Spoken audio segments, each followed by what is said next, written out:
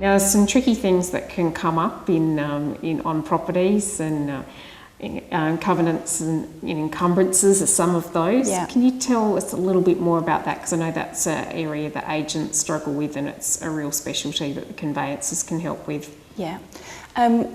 Agents do need to know about these areas. They are becoming more common with new developments. And the agent needs to understand the documents and have a good working relationship with a conveyancer, because an encumbrance may stay on the title and pass with the property, or it can actually be what's called lifted and replaced.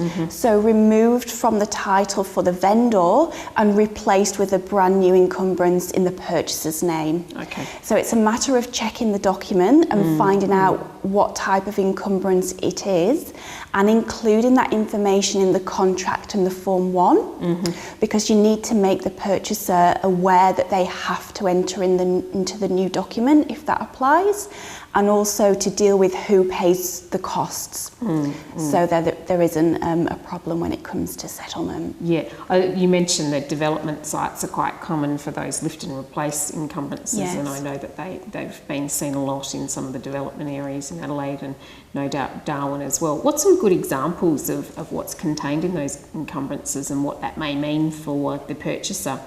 So often it's what can be or can't be built on the property, and the quality of materials that are used, because the developer, in selling off their blocks on the development site, wants to keep the property of a desirable character to encourage future buyers to purchase other blocks that are on their site. And can that extend to gardening and things like that? It can. It can extend to keeping the garden in good condition.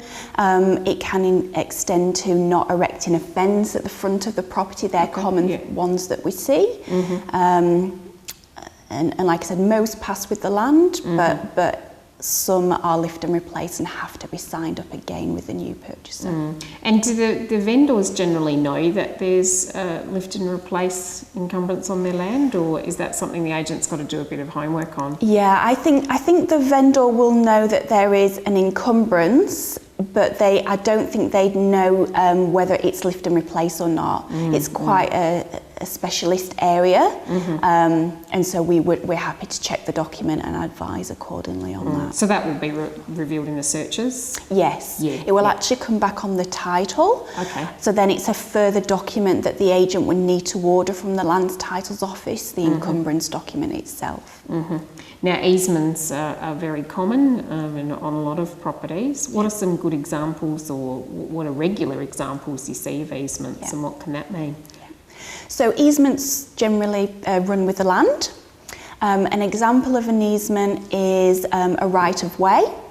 So there may be a right-of-way granted over your property, which means your property is burdened by that right-of-way, and that's called a subject-to easement. Or you may be granted a right-of-way over the neighbour's property. So you've got the benefit of an easement or a right-of-way over somebody else's property, and that you will see on the title as together with. So that's the different explanation between the two, and again those should be included in the documentation that's prepared.